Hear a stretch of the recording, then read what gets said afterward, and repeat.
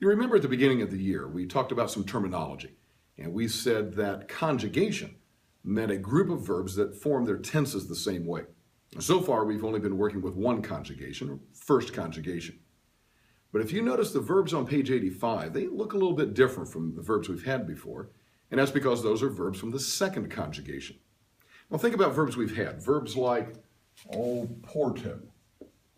Right? Porto, portare, portavi, portatus, to carry.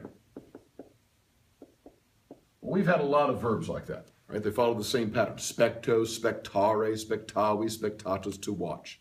Or laboro, laborare, laboravi, laboratus, to work. But again, those verbs on page 85 look rather different. Take a verb like dokeo.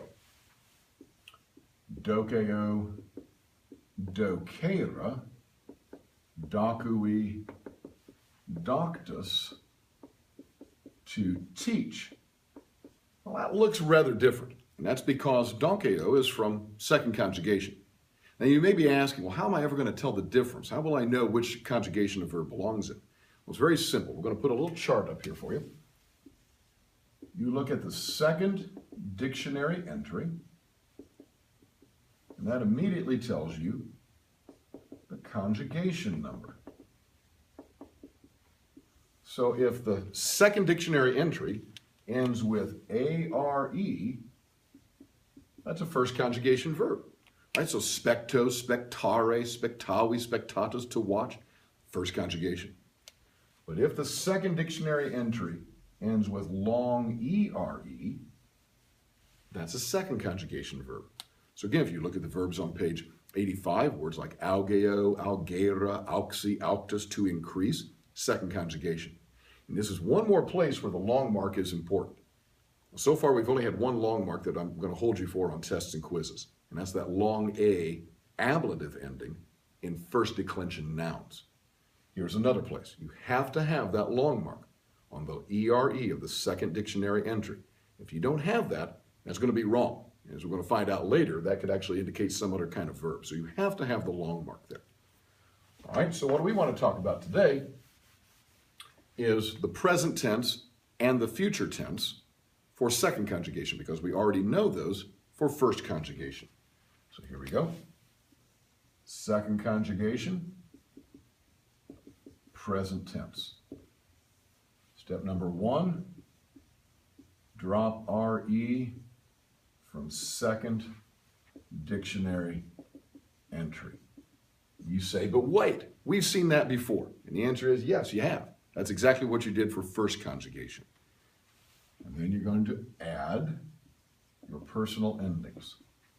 Set up our singular and plural column, first person, second person, and third person down the side. Now, what are those endings? They're just like first conjugation.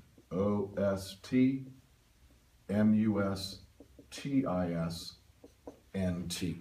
It's exactly like first conjugation. In fact, it's nothing that you don't already know. It's just that you're doing it with a second conjugation verb. I'm going to do future in the same lesson here. So notice what I'm going to change. I'm making now second conjugation future. And you need to rewrite this stuff. I don't have to. I'm going to leave it the same on the board because the first step, again, is exactly the same. Drop the RE from the second dictionary entry. And then for future tense, you're going to add, keep our color scheme the way we were doing it. For future tense, you're going to add the same endings that you've added before. Bo, bis, bit, bimus, bitis, and bunt. So there really is no difference in how second conjugation makes its present and future tenses. Let's make sure we've really got that.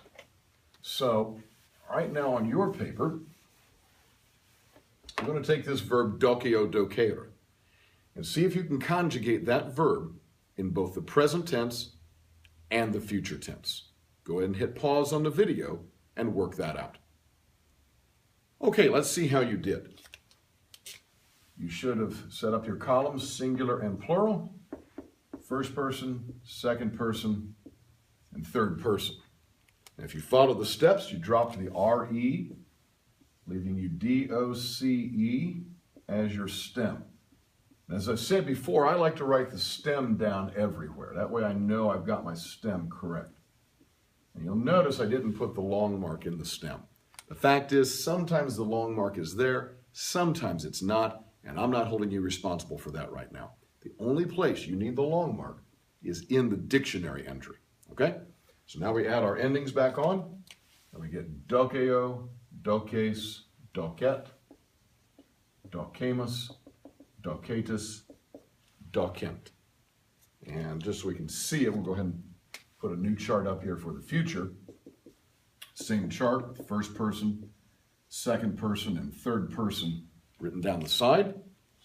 Notice the stem is the same. We drop the RE, DOCE as our stem.